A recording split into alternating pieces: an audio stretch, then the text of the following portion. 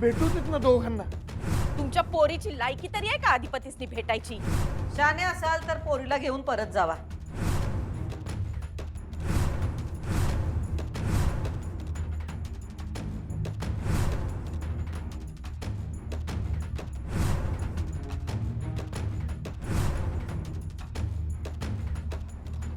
बाबा बाबा नका ना रडू प्लीज. ते सगळं आठवलं ना की खूप त्रास होतो ग मला. मी तुझ्या आयुष्याचं मातेरे केलं ग. अहो नाही बाबा, बाबा नका एवढा विचार करू. असं काही नाहीये, तुमची काय चूक आहे? आणि मुळात एवढं काही झालंच नाहीये. काही झालं नाही अगं, जे झालं ना तेच खूप झालं. बाबा मला एकदा अधिपतींशी बोलू द्या. मला वाटत नाही त्याची काही गरज आहे. असं नाहीये बाबा. अक्षू तू मोठी आहेस, शहाणी आहेस. अगं समजून जा ना.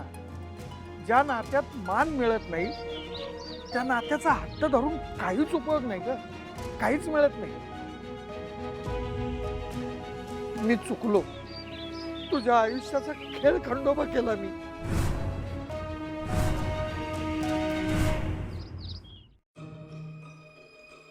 अधिपती, अधिपती माझं ऐक. शांतपणे ऐक, मी शांतपणे बोलतोय.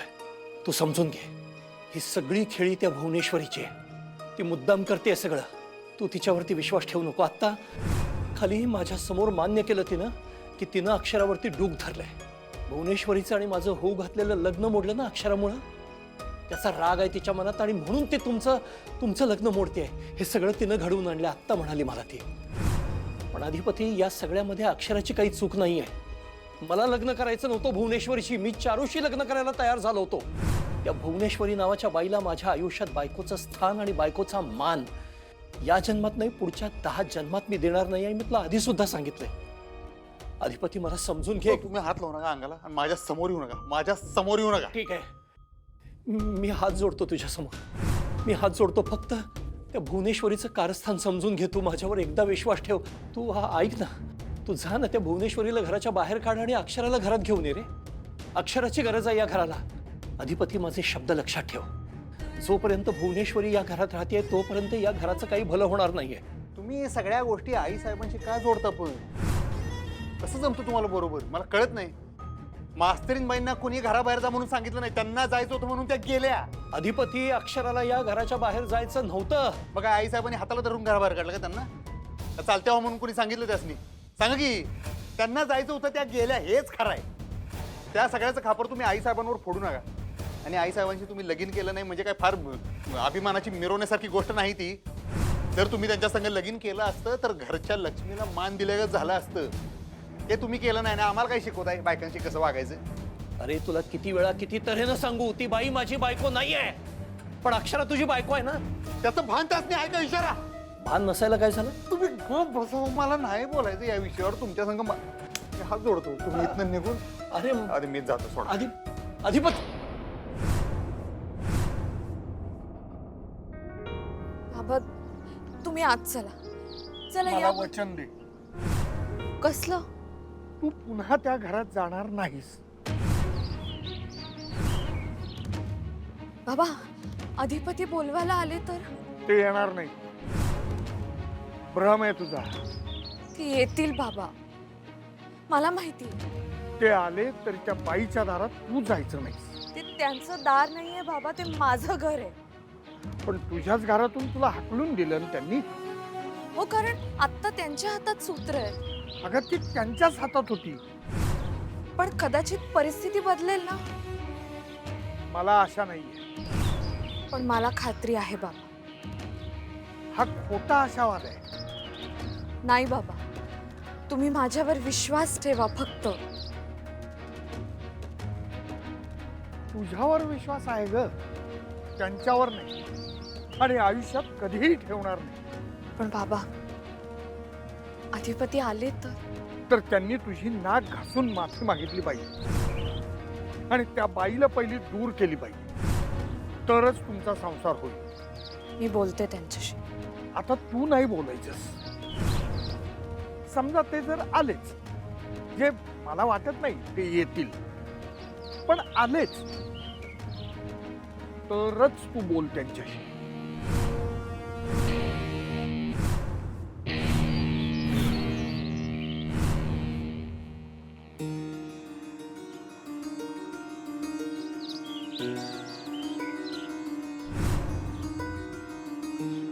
अधिपती,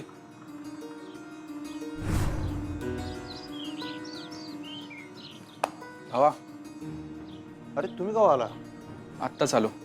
हां हां, कसे आहात भाऊजी तुम्ही? मी ठीक आहे. पण ठीक तर दिसत नाहीये तुम्ही. ठीकच आहे की. नाही भाऊजी, ठीक तर नाहीये. वहिनी नाहीये तर अहो वहिनी, आता तुम्ही बी तो विषय चालू करू नका हो. जो ते येईल तेच विषय बोलते. डोसकं किटलं माझं. कारण आम्हाला वाटतं तुम्ही एकत्र यावं. अंबाबाईच्या हातात आहे ते, आता काय आपल्या हातात नाही. तू टेन्शन नको घेऊ, सगळं ठीकच होणार आहे.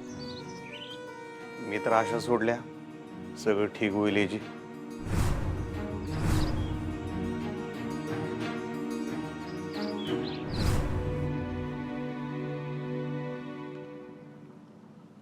बाळा,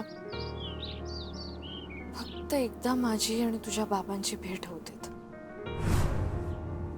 मग सगळं ठीक होईल.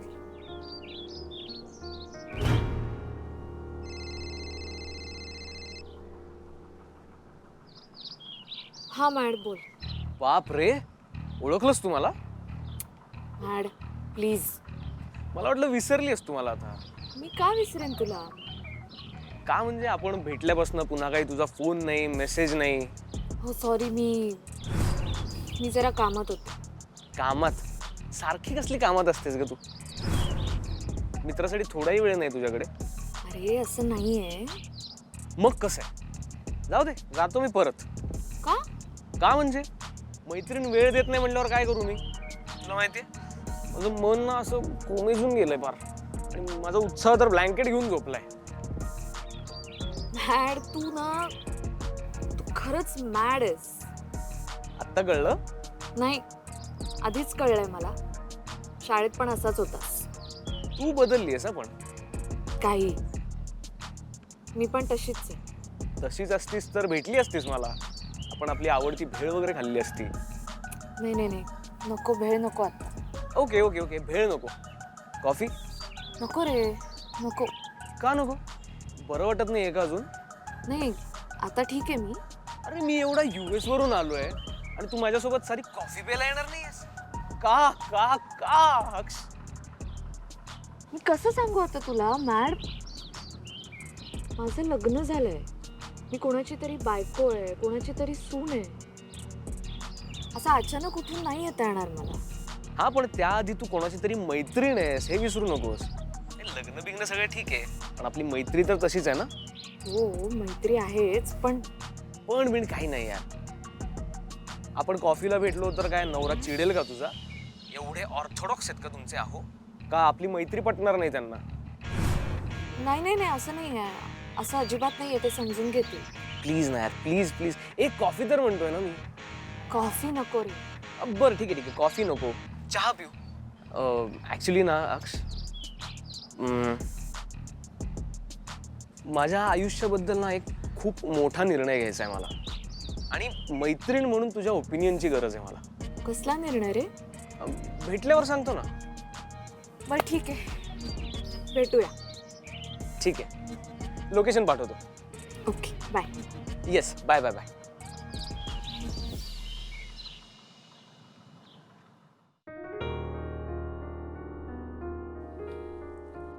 अहो,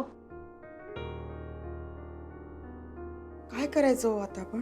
कशाचं? मला अक्षराचं खूप टेन्शन येत आहे. या दिवसांमध्ये एवढा ताण आहे तिच्यावर, बरोबर नाहीये हे. खरं तर या दिवसांमध्ये तिने आनंदी राहायला हवं, बाहेर फिरायला जायला हवं, छान छान वाचायला हवंय. काय काय नशिबात आहे तिच्या हे. ती दाखवत नसली ना तरी खूप ताण आहे तिच्यावर. नाही, आणि खरं सांगू का, हा ताण तिच्यासाठी आणि बाळासाठी अजिबात योग्य नाहीये. विद्या, तू तिला घेऊन कुठेतरी बाहेर फिरायला जा. थोडे वेगळे विषय बोल तिच्याशी. काही सुचत नाही हो मला. मला कळत नाहीये की अधिपती काहीच कसं करत नाहीये तिच्यासाठी. ती माणसं चुकीची आहेत. आपलंही चुकलंय. खूप अन्याय झालाय आपल्या मुलीवर. खूप सोसलंय तिने तिथे. खूप ऍडजस्ट केलं. चुकलं खरं, पण आता ते सुधारलं नाही ना तर घोर अन्याय होईल आपल्या अक्षरावर. तो नको व्हायला. हो ना. एवढी समंजस, हुशार, सगळ्यांना सांभाळून घेणारी आपली अक्षरा, आणि देवाने तिच्या नशिबाला काय दिलंय हे सगळं. तर देवाने काहीच केलेलं नाहीये. माणसं करतायत हे सगळं. जाऊ दे आता, जे नशिबात असेल. आपण ना आता फक्त बाळाचा विचार केला पाहिजे. बाकी सगळं जाऊ दे. हे बघ, तू तिला जरा बाहेर ने. अगं घरात बसून बसून सारखे तेच विचार डोक्यात येतात ग. आई, हा? मी बाहेर जाऊन येते. हा, कुठे? अगं कशाला विचारतीयस? कामाला जाताना असा नाट लावू नये. नाही, मी कामाला वगैरे नाही चाललीये. मदनला भेटायला चाललीये. जा जा, भेट त्याला. अगं जरा वेगळा विषय बोलला जाईल. जा. आम्हाला उलट हवंय की तू बाहेर जावंस, फिरावंस. म्हणजे कसं ना, वेगळा विषय होतो, थोडं बरं वाटतं. आणि अक्षरा, खरं सांगू का, हेच हवंय तुला आता. तू टेन्शन घेऊ नकोस ग. सगळं नीट होणार आहे बाळा. हं? हो आई, तू पण नको टेन्शन घेऊस. तुम्ही दोघंही टेन्शन घेऊ नका. सगळं काही ठीक होईल. काही झालेलंच नाहीये. मी लवकरच बोलेन अधिपतींशी. आई, काय म्हणते मी, खरंच खरंच सगळं ठीक होईल. तू नको काळजी करूस. कशी काळजी नको करू अक्षरा? ताण तुझ्या चेहऱ्यावर सगळं दिसतोय ना आम्हाला. आणि काळजी याची आहे की त्याचा परिणाम बाळावर होऊ नये ग. आम्हाला बाळाची काळजी वाटतेय. मी समजू शकते आई, पण हे बघ, आता हे बाळच तुला सांगतंय की काळजी करू नकोस. मग तरी ऐकशील? खरंच सांगते आई, मी बोलेन अधिपतींशी. सगळं पूर्वीसारखं होईल. आणि तुम्ही ना दोघं असे सतत गंभीर राहत जाऊ नका. जरा हसा बरं. नाही तर तुम्ही पण येता का माझ्या बरोबर? चल आई. हे अगं भाई, नको नको. स्वयंपाक आहे मला. आणि हो, तू सांगा त्यांना मी विचारलं म्हणून. ठीक आहे, सांग. निघू? सावकाश जाग. हो. बोला हिराबाई, काय खबर? हा, एवढं तडकाफडकी कशा पायी बोलवलं आम्हाला? मॅडम, अहो खबरच तशी आहे. सांगा की पटशिरी. घरचे पोलिसात जायची भाषा करतायत. पोलिसात? कशाला? तुमच्या विरुद्ध तक्रार करायला. का? आम्ही काय केलंय? संक्रांतीच्या दिवशी जे झालं ते ताईने आणि बाबांनी खूप सिरियसली घेतलंय. ताई म्हणत होती भुवनेश्वरी मॅडमना खडीच फोडायला पाठवणार आहे. अजून काय म्हणल्या? ताई म्हणत होती की सासरी खूप छळ होतोय माझा, आणि मी काय अडाणी आहे का त्यांच्यासारखी की त्या काहीही करतील आणि मी गप्प बसेन. म्हणून अन्याय झालाय माझ्यावर तर मी कायद्याने उत्तर देईन असं म्हणत होती ताई. आणि ती हे असंही म्हणाली की जे काही असतील ते सगळे कलम लावून मॅडमना मोठ्यातली मोठी शिक्षा होईल हे बघेन मी. मॅडम, अहो हे सगळं पोलिसात जायचं म्हणतायत आणि तुम्ही एवढ्या नॉर्मल कशा काय? सुनबाईंची तडफड ऐकून आम्हाला हसू आलो. सरड्याची धाव कुंपणापर्यंत असत्या. जा म्हणावं, जा पोलीस स्टेशनात जा. हो मॅडम, जा कसं काय? म्हणजे हे सगळं प्रकरण कुठल्या कुठे जाईल? नाही म्हणजे मी ताईला आणि आई बाबांना खूप समजवण्याचा प्रयत्न केला. घरची गोष्ट आहे, घरच्या घरी असू दे, 4 लोकात कशाला, जे काही आहे ते आपापल्यात मिटवून टाकू ना.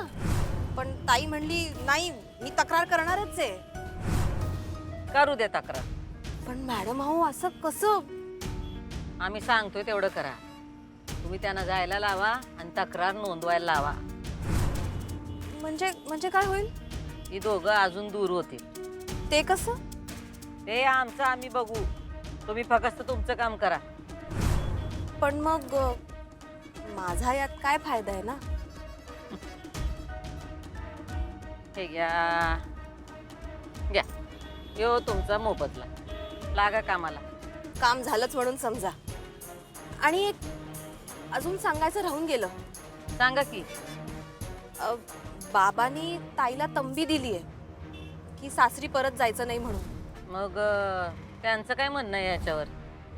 ताई म्हणाली की अधिपती आले तर मी येईन, पण बाबा म्हणाले की अधिपती नाक घासत जरी आले तरी तू जायचं नाहीस सासरी म्हणून. आमचा मुलगा नाक घासत येणार, ते बी मास्तरीन बाईन पुढं इसरा म्हणावं. काय सोनं लागून राहिलं की काय त्यास? ते तर खरंच आहे, पण हे बाबांना कोण सांगणार ना. बाबांना असं वाटतं की ताई खूप ग्रेट आहे म्हणून तिला सांगतायत की फॅमिली बरोबर राहू नकोस, वेगळं राहा असं. त्यांना वेगळं राहायला सुचवू दे, आम्ही त्यांना वेगळं करतो. खरे, त्यांची पण ना जिरलीच पाहिजे.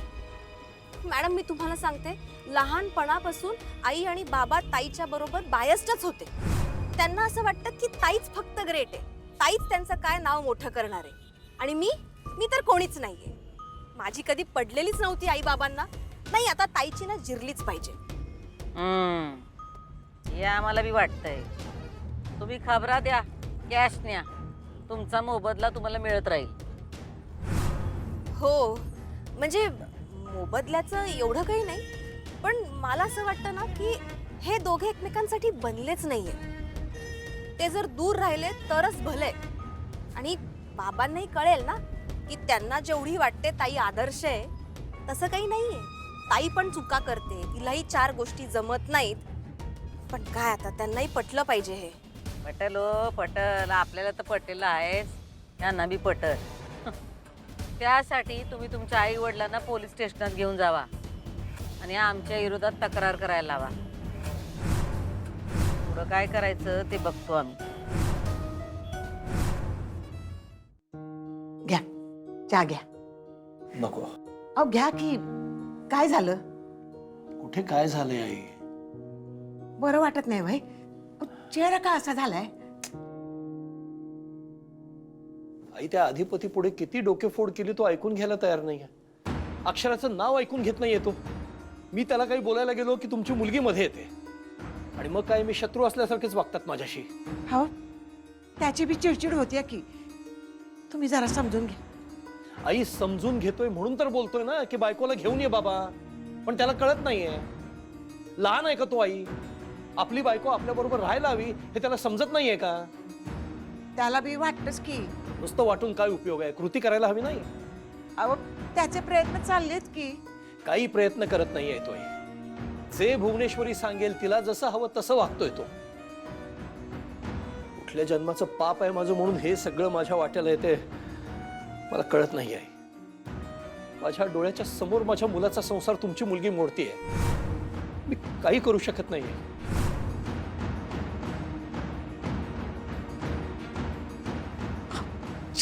बस बस.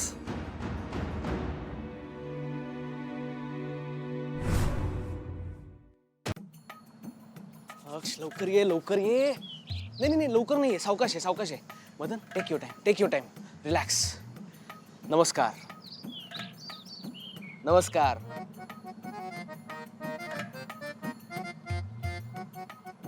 छान जेंटलमॅन सारखं ग्रीट करायचे. या वेलकम या ओके वेलकम या नाईस गुड वेलकम या. हे फायनल मदन रिलॅक्स. हे फायनल आहे. वेलकम या. उशीर नाही ना झाला मला? मदन हा काय रे, चल ना. हा चल. वेलकम. एक मिनिट सर.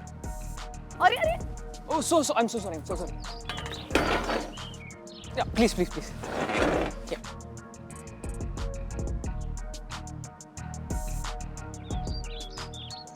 ठीक आहेस तू बाकी? हो. तू असं का विचारतोस रे सतत? नाही म्हणजे प्रवास करून आलीस ना आता इतका म्हणून. पण मला सवय आहे. मला तर नाही बाबा सवय. तुला सवय नाहीये? बॅड. 5-7 वर्ष काय गेलास तो अमेरिकेत, असं वागतेस जसं काय तुझा जन्म झालाय तिकडे. काहीही असतं तुझं मदन, खरंच. बरं तू चिडू नको ना यार माझ्यावर. म्हणजे मदन म्हटलीस ना तू, मदन परक वाटतं यार. मॅडच तू. हा, आता कसं बरं वाटलं.